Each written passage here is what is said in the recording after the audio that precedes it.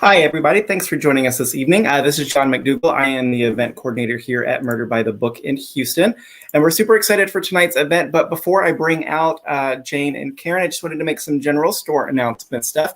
First up, if you haven't come to visit us in a while, we are open for browsing, no appointment needed. We are still strongly encouraging masks as you come in the store, but we hope that you will come in and check us out. We've got so much good stuff that's just come in. I feel like all of our new release tables are just bursting with books that are ready for good homes. So I hope that you will come visit us. If you can't, if you don't want to come into the store, I know with cases spiking and everything in the area, not everybody is getting out and about as much. We're still doing curbside pickup. You are welcome to just give us a call, and we are happy to run books out to the car for you. And we're also doing free media mail shipping on all of our orders over $75.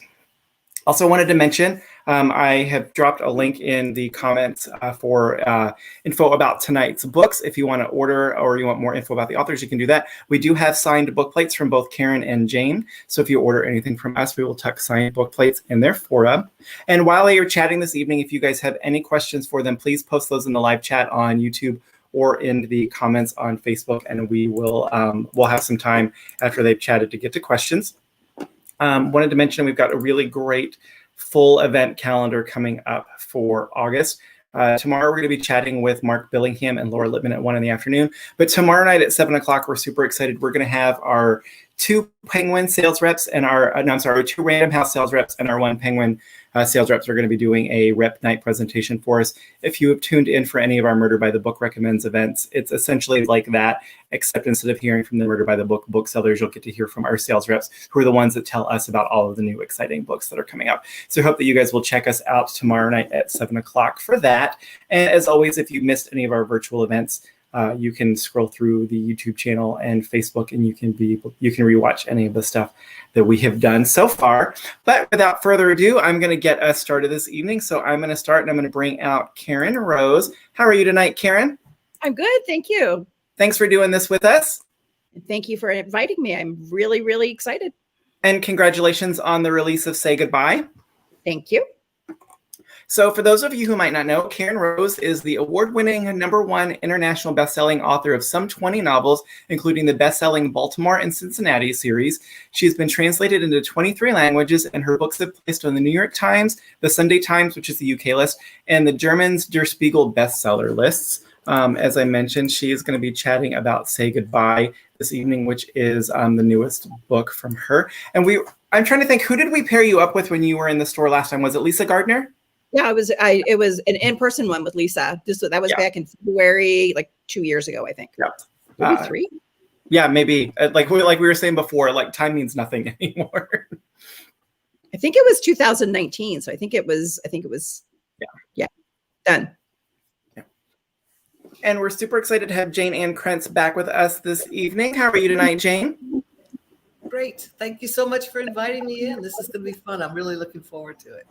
Thanks for joining us. So Jayne's most recent book is All the Colors of Night, which came out in January. It's the second in the Fog Lake series. For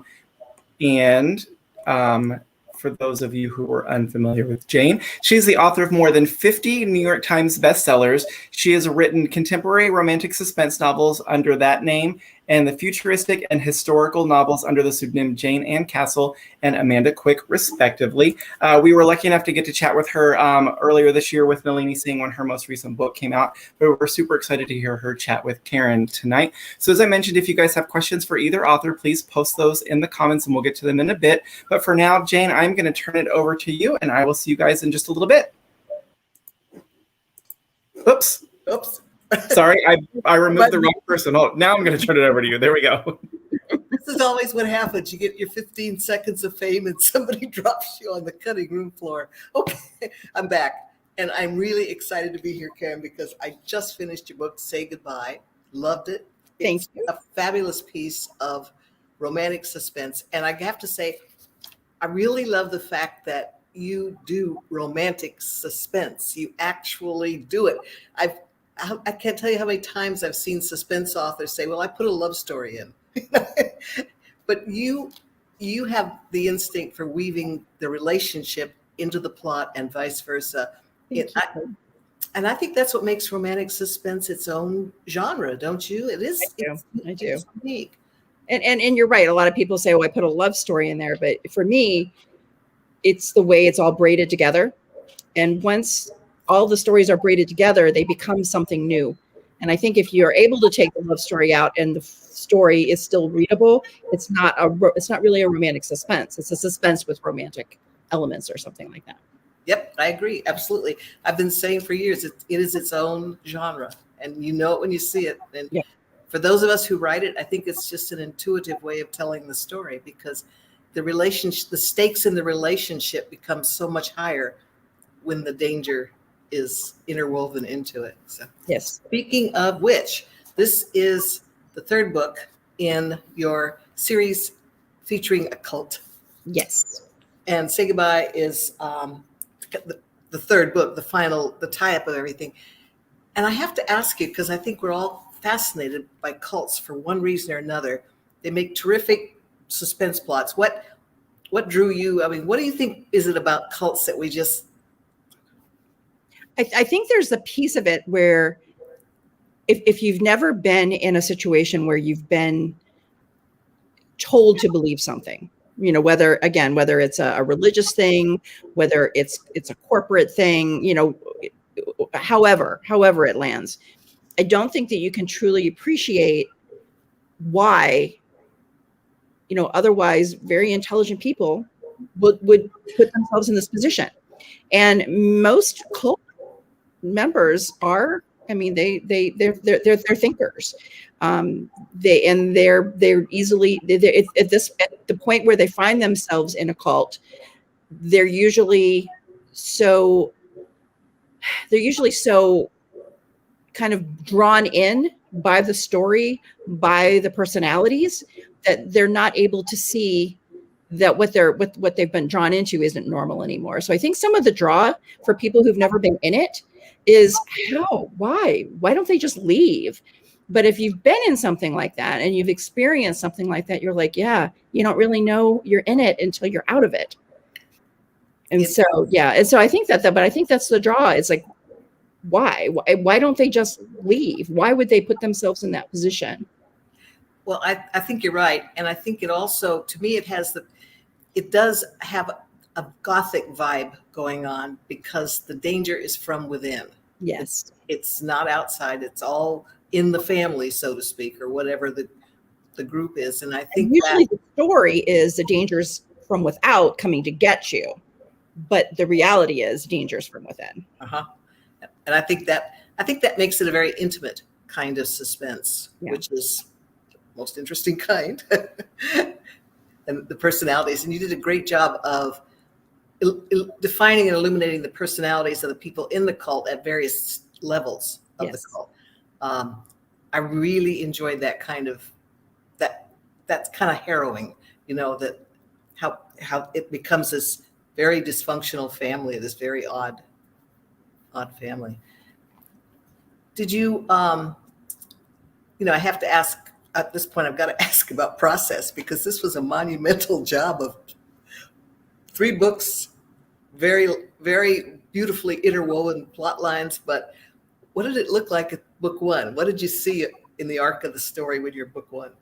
I saw the very big points, like in book 1, and I have them here, so I'll just show them. In book 1 is Say You're Sorry. And that's where you learned about the cult, kind of almost in a sideline kind of way. The story itself is actually about a serial killer, and he keeps the jewelry of his victims, and one of the victims was wearing a locket that ends up tying to the cult. And so when his next victim, he'll wear that victim's piece of jewelry until he gets his next victim. That's his thing. And so he goes to get grab the heroine of this book. Her name is Daisy. She fights with him. She grabs that locket off of his neck and gets away. And she's got this locket, and that's what draws them to the cult and to the hero of the story, who has escaped that cult. He knows more about it than anybody else. And so that's where it started. I knew that the next book was going to be more about just teaching, showing to the discovery of what the cult was and how it got started, and how bad they really were. And that's Say No More. And that's Mercy's story. Mercy is the sister of Gideon, who was a hero in the first story. And she's also escaped the cult. So between the two of them, you really learn, all of the kind of the nitty gritty about, how they operated, what their crimes were and all of that good stuff, all that bad stuff. But then when it comes time to say goodbye is actually Tom and Liza's story. And Tom is friends with Gideon and Mercy, and he has basically made it his mission to take this group down, but he wasn't in it. He doesn't know. So he's kind of the outsider looking in. He's had his own personal trauma. And for readers who've been with me from the beginning, Tom is the son of the heroine in my very first book. So this is kind of a nice circle. And so he's grown up now. He's an FBI agent. And so that Tom's had his share of, bad things happening to him. So he knows what that feels like, but he's the outside looking in to the cult. So that was kind of the process. And I knew it was going to be like that all along. I didn't know exactly how it was going to play out, but I knew the big things. Like I knew who was going to get taken down in book 2 and then who was going to get taken down in book 3. I wasn't really sure how it was going to work, but I that's kind of how it loomed at the beginning. Got it. So when you write, do you see it almost like a film in your head, or is it more of, do you hear the dialogue? I'm a dialogue driven writer. That's why I'm always fascinated, because everybody does it differently.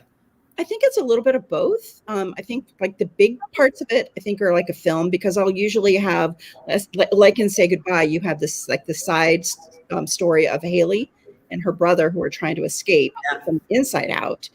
They're doing their thing, and then you've got Tom and Liza who are trying to break in to take it down. And so I see those as like a movie, but then when I'm actually in it, it's all dialogue. It's all dialogue in my head. Interesting. Well, you do a fabulous job with the atmosphere, right? The narrative where you're saying, yeah. And I just really envy that, because I suck at it. I'm just like, I always admire people. I think it's the reason I'll never be able to write the really dark suspense, because I think it goes with being able to do the incredible description of the world. And that's how you create atmosphere. And you're just brilliant at it. And thank you. I don't agree with your assessment of your books, because you've done some dark things too.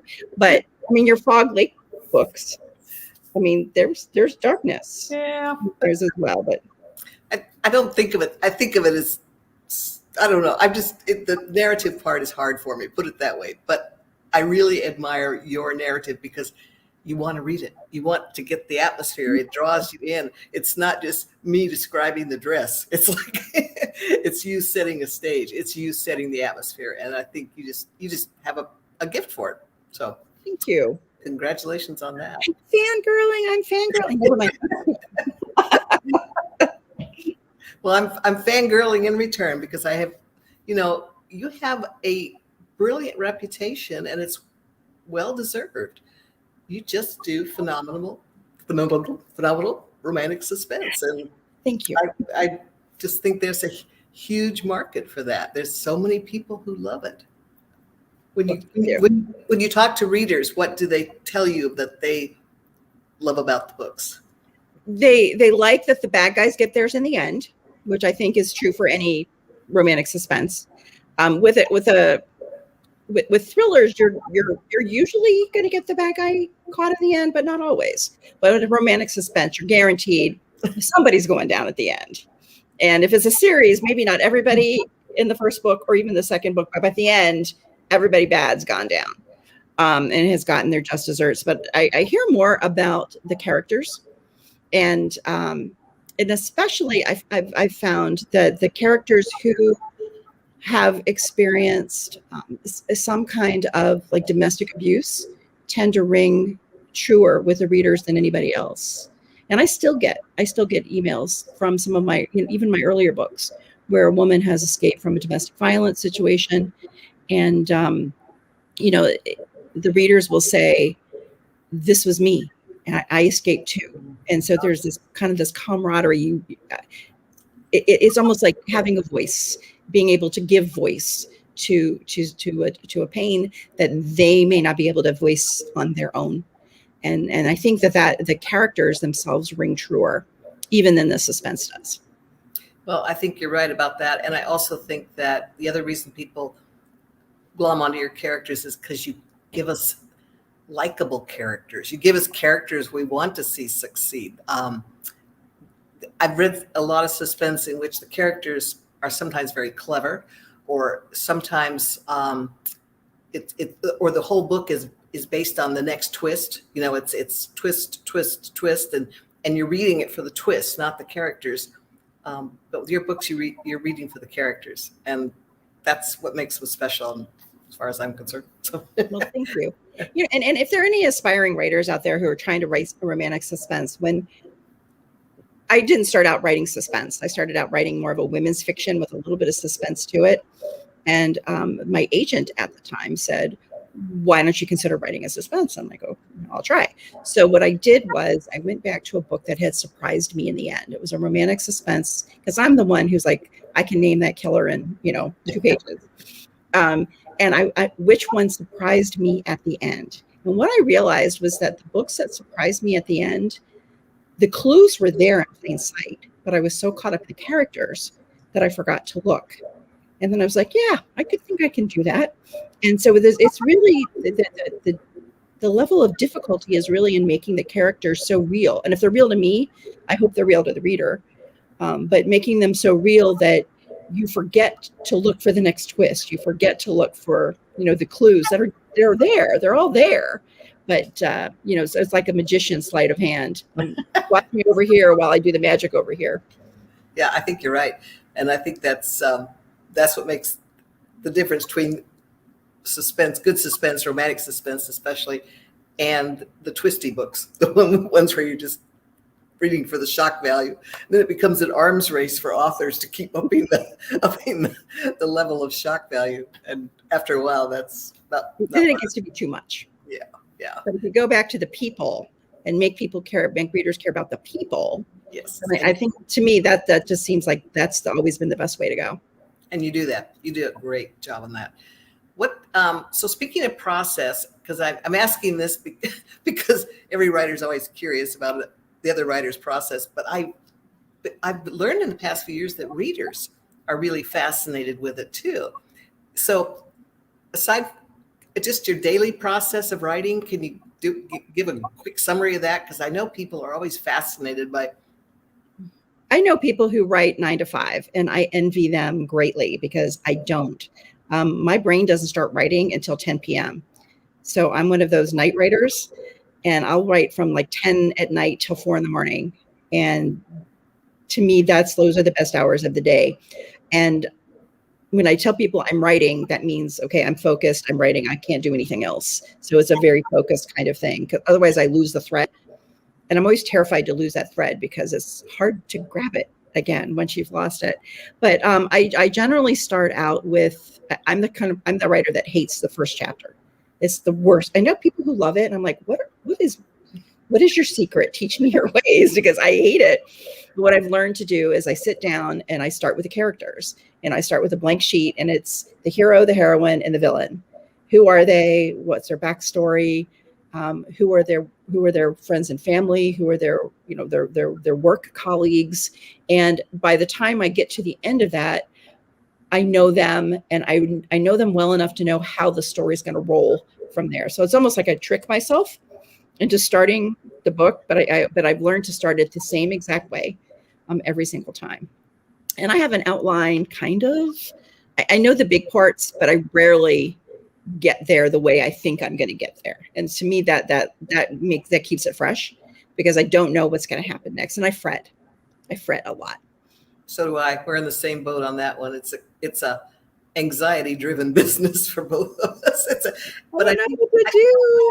I think that's how we get the energy, though, on the page. If we're not kind of tensed up about it, it's not going to be on the page, I don't think. Yeah, and occasionally the characters, they'll throw a monkey wrench in the works, and then you're like, okay, now what do I do? What's going to happen now? And like in the first book in this series, the serial killer, he steals a car. He looks in the rear view, and there's a baby in the back in a car seat. I'm like, okay, now what happens? I wasn't expecting that to happen. Then I had to stop and walk away. I'm like, what is he going to do? So those things keep it fun. And when the little things that pop in, the characters that pop in that I'm not expecting, those are fun too. And so it becomes a process of asking questions and answering questions. Yeah. And and if you, a lot of times I will think I've written myself into a corner where then I stop abruptly and like, that doesn't make sense in the, in the scope of the world and the real world, nobody would ever think that. And then you just have to think, well, do I go back and unwrite? Do I go and erase, or do I figure out what makes it make sense? And a lot of time, probably 95% of the time, I say what makes it make sense. And that's a twist. All right. So can you give us an example from Say Goodbye? From this book? Let's see. I think a lot of that was because in Say Goodbye, there are two bad guys. There's DJ, who is he's young, and then there's Pastor, who is old, and Pastor has been kind of the leader of this is his flock, the cult, for 30 years. And I knew I needed to bring Pastor and the heroine, whose name is Liza, together. And I knew Liza was a nursing student. I knew all of that. But the way I had thought to get them together didn't make sense. So I'm like, well, okay, so what would make sense? Because I had the whole thing set up and I started writing and it just didn't feel right. It was like, this doesn't make sense. And so what ends up happening, and I won't give too much of the story away, but what ends up happening is Pastor gets hurt and he is forced to leave the cult for the first time in 30 years to go seek medical attention. And because he is the leader, his followers wouldn't get that prerogative. They wouldn't get that choice to leave and get medical attention. They just die, or be, permanently, unable to walk or something like that. But Pastor, because he's Pastor, and again, it also went to underscore the inequity, the sheer imbalance of power that he has. He gets to leave. He gets to leave and go to an expensive private hospital. So, that was an example where the way I had started writing it just didn't make sense. I couldn't figure out how to make the events line up so that I could get to where I was going. So you have to step back and say, okay, so how does this thing then make sense? Got it. Which brings me to the other thing that I admire about the way you handled what we're all dealing with in the contemporary suspense is the technology. You found a brilliant way around the technology, the problem of having cell phones or not having cell phones, or being able to get online or not getting online, and you played that perfectly. And part of it is the location, which is one of the reasons I chose the location, because the cult is set in the mountains of Northern California. And, I'm an East Coast girl. I grew up in the Maryland area. The furthest west I'd lived before now was Ohio, which is not very far west. And so, I would think of California as LA or San Francisco, because those are the places I'd been. But it wasn't until I joined a writers group, and most of the people live where I am here in Northern California. And I was like, oh, my cell phone doesn't work anymore. And I mean, if I leave my driveway, my cell phone doesn't work anymore. And just, kind of driving around the wilderness, like there's a lot of wilderness here. You could drive on these twisty roads and not see a soul for over an hour, sometimes 2 hours. You're just driving all by yourself. And there are ravines, and I kept thinking, what if I went down there? How long would it take someone to find me? And then there's no way to call for help unless you have a satellite phone, which they also use in the book. But yeah, so I don't think folks realize how very wilderness it can be in this area. There are still parts of the world where technology just doesn't work. Well, I live in the Pacific Northwest, Washington State, and every year there'll be some hiker that just goes missing and they will never find the body, and it fell down some kind of ravine somewhere, but it's lost. I mean, it's really, we do have more wilderness left than we realize, I think. So I think we do. Because I know someone who's a family member drove into, accidentally had an accident. I'm not sure what happened, but they ended up at the bottom of the ravine. Their body wasn't found for 2 months. And people were looking, with helicopters and search dogs. It's not like, it's a big country, and it's not, And it's not easily spied on, even, when you think about it. Yeah, you're right. What do you think? I love the way you are using the geographical references, the cities, or as a anchor for the different series that you've. That was another brilliant idea, by the way. I kind of just fell into, but thank you. So I think that works in a lot of ways, because readers of that area respond to it, and then readers from other areas are able to distinguish the series and have a sense of the different geography, and so it invites them into a world they may not know very well. Where'd you get that idea? Well, when I wrote my very first book, and I actually my very first book title is what it is, partially because of one of your books, but I'll get to that in a minute.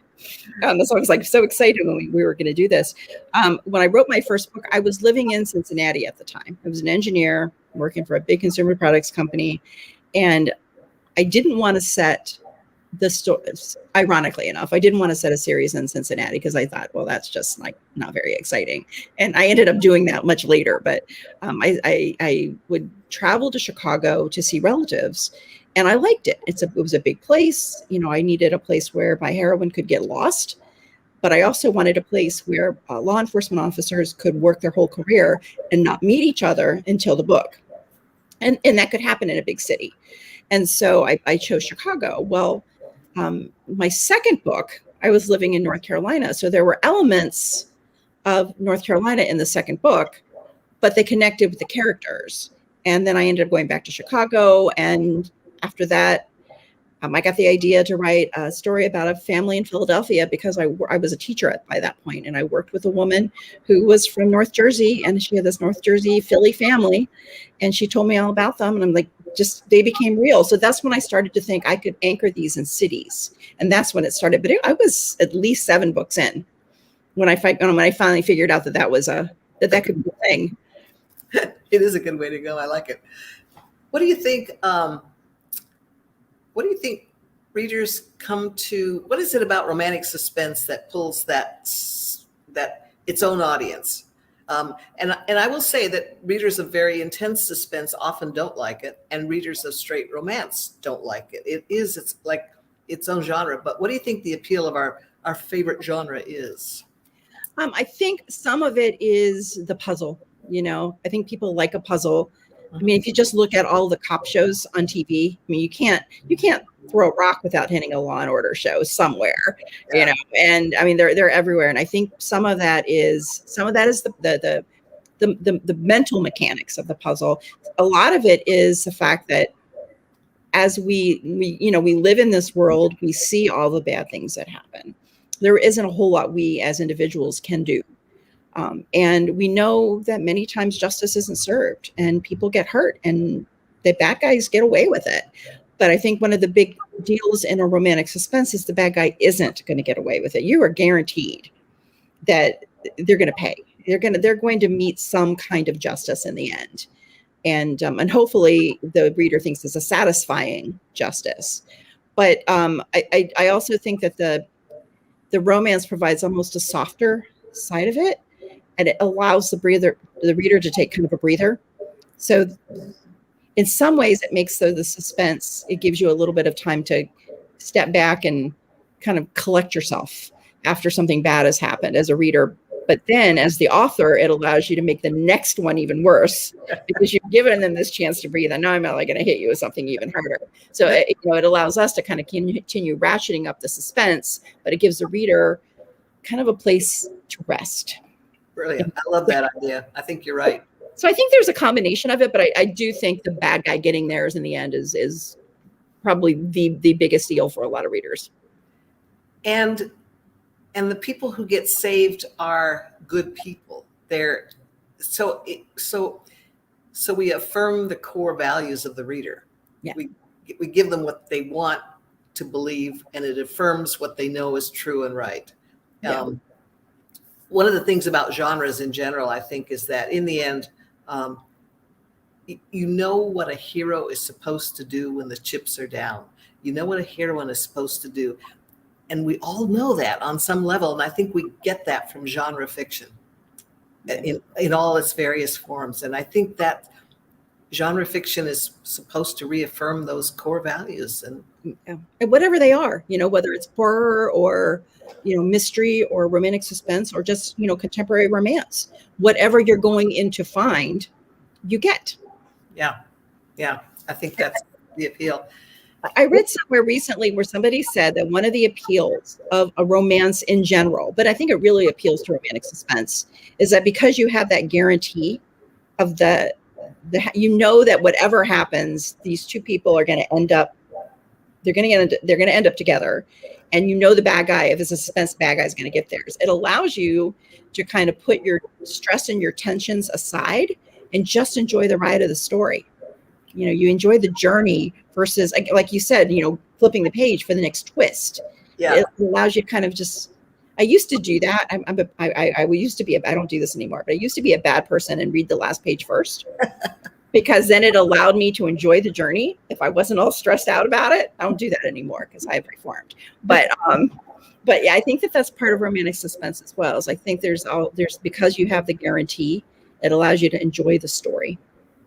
I think romantic suspense also sets up an ending that includes the foundation of a community. Yeah. Maybe just those two people. It's usually more than that. It's like in your books and in Say Goodbye, you really have a community that was built up over 3 books to pay off, making sure everybody gets their ending and everything. But I think that sense of community is very important to the reader too. I agree. And it's the family you make or the family that you're born into.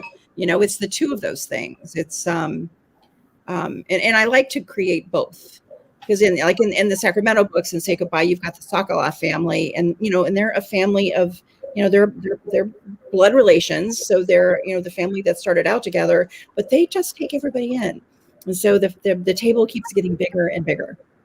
Yeah, I think that's a huge appeal. A huge appeal for readers. And readers helped me with that at the beginning because it made me feel good to write it. I didn't realize it made them feel good to read it. And they're like, we want more families. We really love this family. And, it was in my very first Chicago books. There's a family, the Reagan family, and they're a family of police officers. And the mom's kitchen is my aunt's kitchen. And it was where I always just felt happy and accepted and loved. And I put her kitchen in this book. And I think it just makes everybody, it makes you feel like you're part of the family. And I like that. To me, that, and the readers are like, oh yeah, we want more of that. I'm like, oh, I didn't even know I was doing that, but I'll do more of it. And it worked out. I think something else that underlies our characters that really comes across is that underlying sense of honor. Mm-hmm. It's just, and it's kind of anchors at the bottom. It's not like spread all over the surface of the story, but somehow there's a sense that these characters are honorable people. And I think we don't talk enough about that in society, in our culture, in everything in general, but underneath it all, we are drawn to honorable people. We do want to see that, and we want to see it reflected in our heroes and heroines. And I think they're going to do the right thing even when they're not assured themselves of that they're going to make it through it. But you know that they're going to do the right thing. And in this book, and readers have met Liza before. Liza was introduced back in, I think it was my 10th book called I Can See You. And Liza was a teenager and her sister had gone missing. Later found out her sister was a victim of a killer. And that's how she meets Tom. They actually meet in that book. And they're, she's 17 and he's like 19 or 20 at the time. And it's referred to in this book that he really wanted to be with her then, but he believed he was too old for her. And so that kind of held him back. And she had actually just lost her sister. Her whole life was in turmoil. So he kind of he stepped back, and then, events of their lives kept continuing. But Liza she wants to help people. She puts herself in great physical danger in this book to help people like Mercy and Gideon and all the people that are still trapped in this cult. And at some point, Tom's like, is this you trying to save your sister. And she's, yeah, it is but it's also the right thing to do. Yeah. So, I think that honor has a foundation in, wanting to do the right thing, but also perhaps understanding what happens if somebody doesn't do the right thing, and that results in loss. And that's the loss, like Liza has felt. She lost her sister. Tom has gone through. Tom has lost. He's lost his fiance. He had a horrible childhood until his mother, helped, got them out of it. And so they both know what it feels like when people don't do the right thing. So they want to be honorable and they want to do the right thing. Yeah, and that's a huge appeal for the reader. Yeah, because I think deep down we want to feel that we would do the right thing if we were ever in those horrible circumstances. That if we were ever. In a way, on a day-to-day basis, everybody has that option. Everybody has the option of living up to their own standards. Yes, exactly. Where are you going next? What's up? I haven't completely left Sacramento behind, but I've started a new series. I tend to come back and write books to kind of fill in the gaps. Like I wrote 4 Cincinnati stories, and then I went back and wrote a Baltimore, which was the series before that. And then I wrote a Sacramento book, and I went back and I wrote a Cincinnati book. Oh. So I've kind of filling in the gaps there. But so I'll come back to Sacramento after, because I left a couple characters there who don't have haven't gotten there happily ever after yet. But my next series is set in New Orleans, which is so much fun. Yeah, I bet. I really would have liked to have visited there sometime in the last 18 months, but actually I had been there before. So research in the restaurants. You got to have that. Yeah. My husband just says he's been ending up just cooking Cajun food for us. So, so that, and I listened to some podcasts and, met some people who knew some people who had a swamp tour or something like that. So here's where you hide all the bodies. It's got some built-in atmosphere, that's for sure. Definitely. Yeah. What do you think with all those characters and the fact that you do go back and revisit? Do you keep some kind of a chart or how do you do that? I have a list. Yeah, I have everything's spreadsheeted. I have an assistant. My daughter works for me, and she keeps track of all of the people. And so, I'll know, this person was introduced in this, and I remember, but sometimes I forget the details. Like, how old were they then, or what did I say their job was back then? So she keeps track of all of that, but I keep my own spreadsheet of when the books occur in like my book years. It doesn't follow normal time. In normal time, Tom would be, Tom would be older than he is in the book in normal time. But I keep careful track in book years. So I know where all the babies are, and I know how old the children are. But I keep a list of secondary characters that are going to get their own book same day. And they go in the queue, and so I'm like, okay, I'm going to go back and write them. And so I have a 5-year plan. And every couple of years I update it because new characters pop up that want their own book. And so, yeah, but I'm pretty organized with that. I'm going to have to borrow that because I end up with Post-it notes all over the place and then I forget where that character came from. It's I take one spreadsheet and it's just like a whole list of and it's really long. I know I'll never be able to write all those stories, but I have hope. That actually is a brilliant idea. I should have cottoned on to that earlier. Live and learn in this business. It's never no book for me ever gets written quite the same way. No 2 books get written the same way. It's always different. And there's a piece of me because I love flowcharts. I was an engineer. You can take me out of engineering, but some of those things stay. And there's a part of me that wants it to be the same every time because I find comfort in that. It's like a math problem that has one answer. I find very comforting. But it's not like that. So you kind of just have to roll with the punches and get the book done. And, however it's going to get done on its own. When you moved from engineering into writing, what was the biggest change aside from the hours that you worked? What was the biggest shift in your mental state? I think it was relying on the fact that I had that kind of power and that I could be that kind of creative. And I was never really a standard engineer. I went to engineering school, but I was never like the kind you wouldn't give me a screwdriver and a monkey wrench and say, go fix that, because it would end up worse than when it started. I worked with chemicals. And so people who do that kind of thing tend to be it's more imagination anyway, because you can't see the chemicals react. You have to kind of imagine what's happening and what comes out the other end. And I think that prepared me a lot. But the fact that this was all in my hands and I was in control of it, that was a huge change. It was a change for me. Yeah, I can totally get that. And then that sense of, I don't know what I'm doing here, because I swear you can't teach this thing. You can't teach writing. I mean, you can take all the classes and craft and stuff, but basically wouldn't you agree, this is something every writer learns by doing? Oh, absolutely. And people say, did you, like, I never did, I never took a creative writing class. And I tried to teach one once. And I found out that it's a lot harder to teach than it is to do. And I didn't want to do that anymore. Just let me teach math. And I was a high school teacher for a while. I'm like, I'll be fine if you just let me teach math. I know there's one right answer. I don't know how to tell you how to do it. And I just say, put your posterior in the chair and start writing, and, it will come. But it is. I don't think that you can. I don't think you can teach a lot of that. I think you just have to do it and learn on your own. Well, like they say, if you can stop writing, you will. Yeah, I haven't been able to. I think there's an addictive quality to it, and maybe it's because of what you mentioned, which is that underlying sense of control.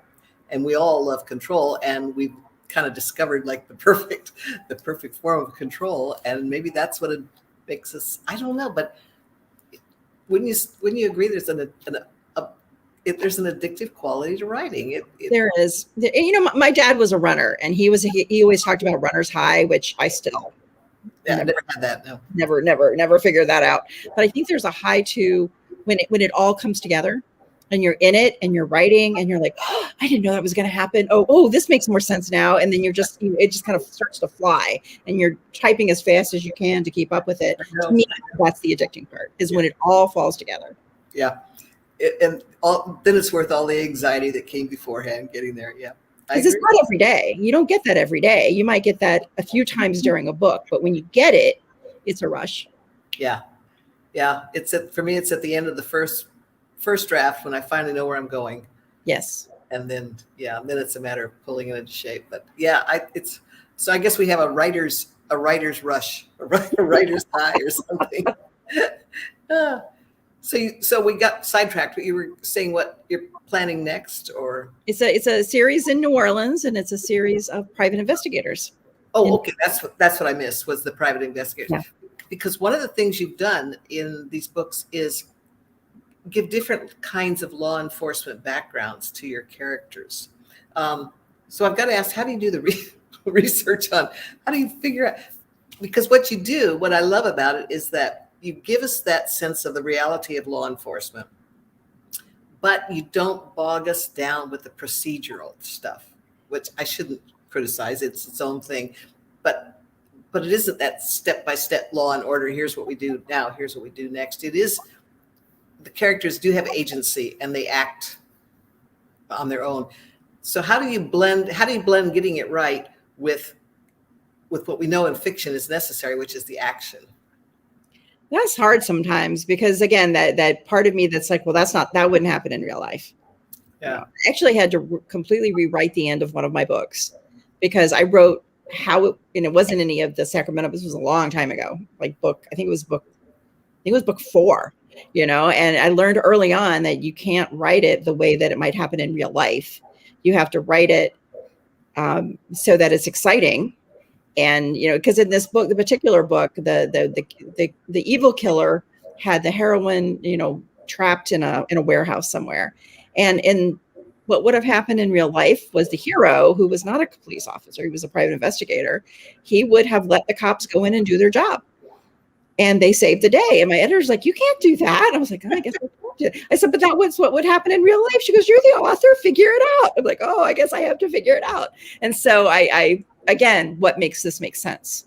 What keeps him in his role but also allows him to have, how can the events roll out so that he gets to stay in his role and it's right, versus him, basically giving all of his power away to other people and letting them come in and save the day. He has to save the day, but it has to be done in a way that's right. And so sometimes that's harder than other times. But yeah, and sometimes, your law enforcement officers, they just want to go off and do their own thing. It was like, no, there's this thing called procedure. You really do have to follow some rules. So you have to kind of yank them back a little bit. But yeah, I don't even know how to say that I kind of do it as I go. Yeah. I'll usually figure out who's going to be in each book when I start a series. Sometimes that changes as time goes, but I'll know, like, this person is a district attorney. This person is a police officer. This person is an FBI agent, and I'll know who they are, and that kind of gives them their power. What power do they have? What responsibility? What authority do they have in whatever situation that they're in? Once there was a medical examiner, what authority does she have, in her job? And, I read a lot. I know a few people in law enforcement, I'll ask them questions. And a lot of times I just say enough so that it makes sense, again, without bogging down the reader with details. I mean, there have been books where it's like, okay, if I really wanted to know how to, build this big thing, I would go and read a book on how to build this big thing. I don't need to see it every single step, because to me, that takes away from the story. Some people like it, clearly, but for me, that takes it away from the story. And so just enough to flavor it, just enough to kind of give people the sense that, yeah, they're in their world, but not to be completely weighed down by all of the rules. And they break all the rules too. So, oops. Well, I think that's the appeal of Where You're Going Next, the private investigator novel, is that, here in America, it has that kind of slightly shady, slightly off the books, justice seeker that it's an American thing and we love it. So. Yeah. And they like it in other countries too. I mean, where it's not just us, but yeah, then they like it in other countries too, because they're big readers. But yeah, there is something that to be said for kind of being able to draw outside the lines, and still maintain your honor and integrity, but not completely operating within the rules. Yeah, there's a code of honor, but not necessarily following the rules. It's right. I think that's part of the appeal of maybe all fiction. I think so. Because otherwise we'd be reading the textbooks, not the. And I've done that, I've done that as research, and then they're very dry, but sometimes that's the only way you can find something out, is to, read what they're reading when they're training. How about the travel? I noticed, I hopped over to your website before we got together tonight, and I see that you were a serious world traveler for a lot of time. What? Yeah, not anymore. I'm not sure. I'm kind of would like to be again, but when I was first started writing, it was because I was a world traveler. I was traveling for my engineering job, and I was all over the world. And this was in the 90s, before there were ebooks, before ebooks was really a thing. And they had some ebooks, but there was no ebook reader at that point. And it was all, stuff like Jayne Eyre, all the stuff that was public domain kind of books I'd already read. And I would take books with me, but when I'd read them by the time I got there, because the plane flights, I was going to Europe and Japan, and, I was going all over the place. And so when I got to my hotel room, I didn't have anything to read. And the local bookshops that had English books only had the books I'd already read. Jayne Eyre. Well, that, or, all the authors that I love, the contemporary authors I love, but I'd already read their books. And so I didn't want to, I couldn't read them again. I guess I could have. So I just started writing my own stories. And that's actually how I started writing, as a hobby, to pass the time, because I didn't understand the TV either, and there wasn't anything to do. So I was there all by myself in a strange country. And so I started writing that way. And then when I became a full-time writer, and of course, then I'm traveling, going to book tours and things like that. And so I enjoy being there. I don't necessarily enjoy the process anymore of getting there, because travel's difficult. It used to be a lot more fun. Or I used to be younger, and maybe that was why it was more fun. No, I agree with you. It's just, it's work. Yeah. getting travels work. Yeah. Did have an interesting experience shortly before the pandemic, though, that I would go back to in a heartbeat if it ever gets doable again. My first overnight train trip. Oh, Down Coast Starlight down California, down to Santa Barbara. that must have been gorgeous during the daytime. The views must have been beautiful too. And it's just that whole experience of being on the train 24 hours a day. It takes you out of your world in a way I've never been taken out of my world before. It's just. Why did you do that? Yeah, here in America, our trains the overnight stay is kind of primitive. It's kind of like camping out. But I would look forward to doing that again. Just Yeah, I always wanted to do something. And my husband loves trains, and so yeah, we may end up doing that someday. Yeah, highly recommended. I really, really enjoyed it. What do you think when you go to New Orleans to do the research? How are you going to do it? Are you going to just go down there and walk around? And I'm going to do some walking tours. I'm going to do, and we're going to go when it's cooler because my body does not take heat very well, which is one of the reasons we're in Northern California where we're 55 to 60 degrees for a high every day. So it's for me. So we're going to go in the winter and probably do some things at night, but I definitely want to do a walking tour of the Garden District. And because I've set a lot of my houses there, people live there. I want to do a walking tour of the cemeteries. Just because I want to. I don't know if they're going to end up in a book or not, but just because I want to. Yeah. And then one of the guys I met through, I don't know if you know Tina DeSalvo. She's another suspense author. Uh-huh. She grew up in New Orleans area, and one of her cousins does swamp tours.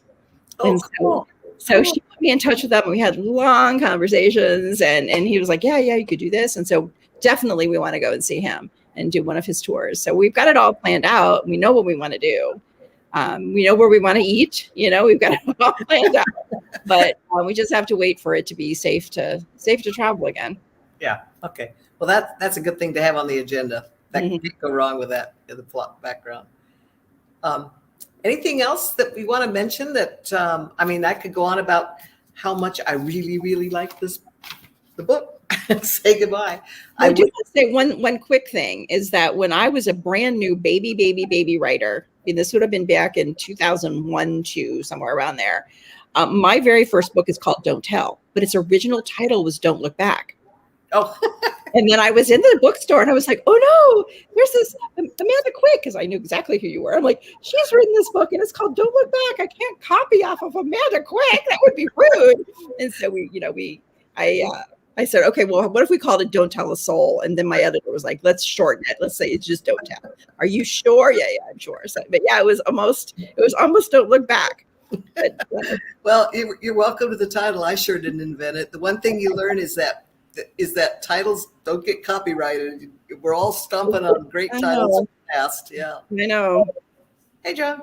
Hello. So we have here. So we have a handful of crowd questions, but before we get to those, Jayne, you've been so great to chat with Karen tonight. Can you tell everybody a little bit about the Fog Lake series, which is your most recent one? Thank you for asking. Yeah. I'm going back to my paranormal roots. I've always loved to inject a bit of the psychic vibe into my stories. And the Fog Lake series is basically a trilogy of romantic suspense that spills out of the fallout from secret government projects back in the latter half of the 20th century, back in that other century. And one of the great things is I didn't have to invent anything because the U.S. government poured billions into psychic research between the 40s and the 70s. We'll never know how much money the CIA and everybody else threw into it. So lots and lots of plot material. Of course, it all got shut down under mysterious circumstances, and now the fallout is hitting several generations downstream. So. And January would be the third book in the series. There's 2 books out now, and the third book in the series hits in January. So now I'm reading book 1. Are Olivia and Catalina? Are they in all the other books? Is it the 2 of them, or? This is the first book. 1 features Catalina's story and her romantic relationship. And then I saved Olivia for the third book, which comes out in January.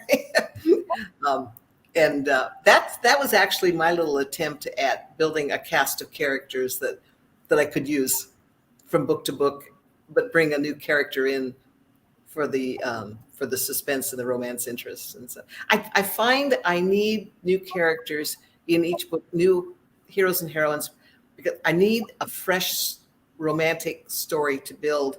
I don't want to go tear up somebody else, a book I wrote 2 books back, or those characters I don't want to mess up. I've left them in a happy place. I don't want to take their relationship down and build it up again. So I do need a new set of hero and heroine for every book. Me too. Maybe that's why I enjoy your books so much. So this question's for both of you. We'll start with Karen. Kathy wants to know, have you ever created a character that you've actually loathed? What, a good guy or a bad guy? A character I've loved. Well, I've loathed a lot of the villains. I've felt sorry for some of them, but there was just one I loathed, and I didn't even want to write her every day. I would save all of her scenes for like one day so I could get them all over with. But I hated her so much, and because she frightened me. She frightened me because I never knew what bad thing she was going to do next, but also that she came from my own head. And I was like, oh my gosh, what's wrong with me? My mother used to worry. She said, the people who are going to think that, they dropped me out of my head too many times. I'm like, no, Mom, nobody thinks that. But that's okay. But yeah, I think that it was the evil Sue and Nothing to Fear. I think she was the one I loathed the most. How about you, Jayne? Well, all the bad guys, like Karen was saying, I sometimes feel sorry for how they got there. Yeah.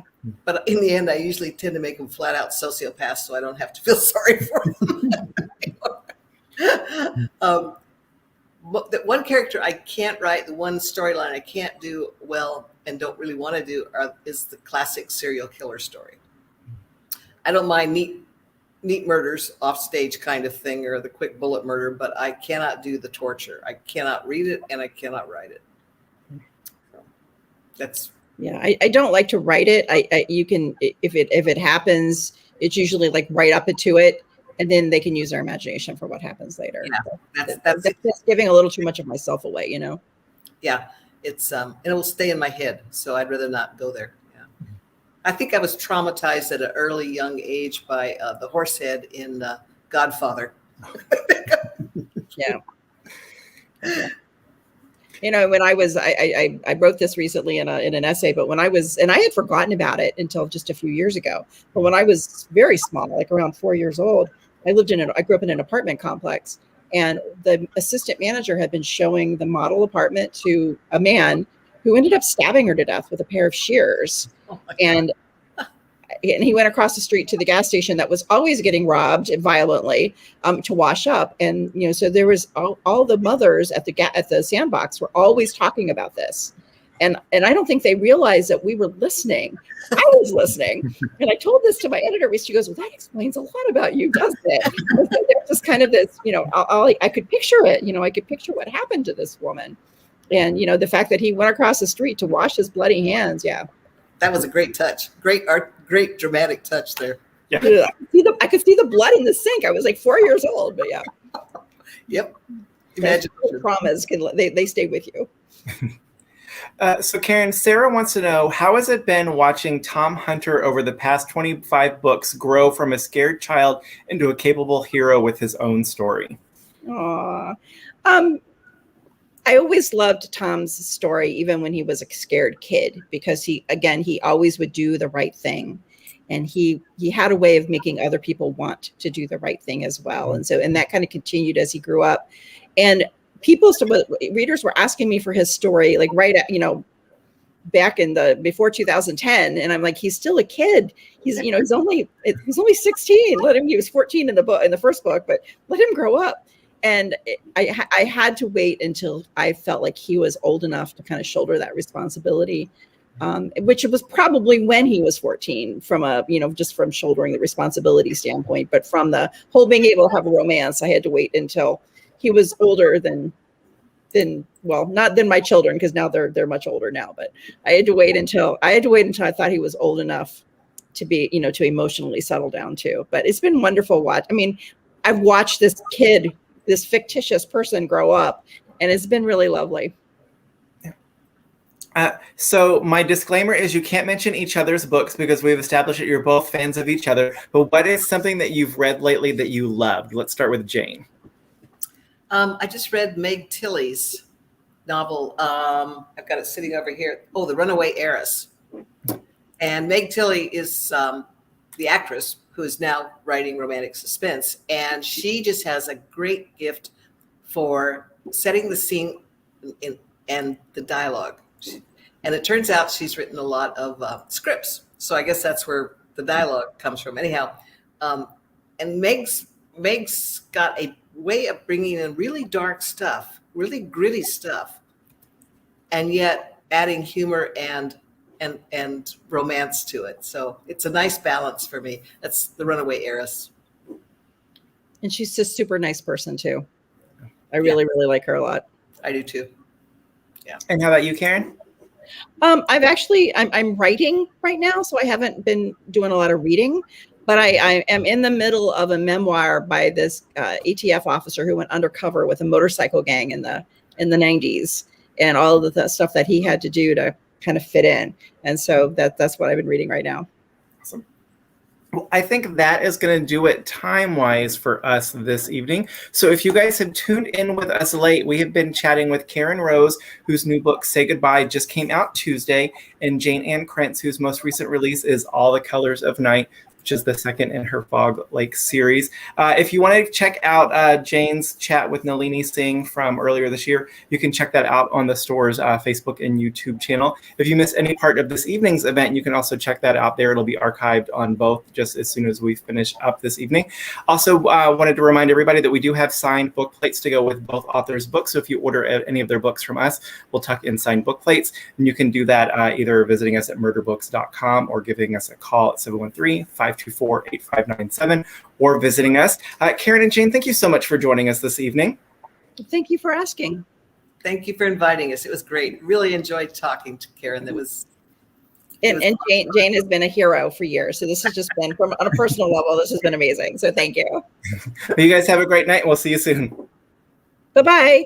Bye-bye.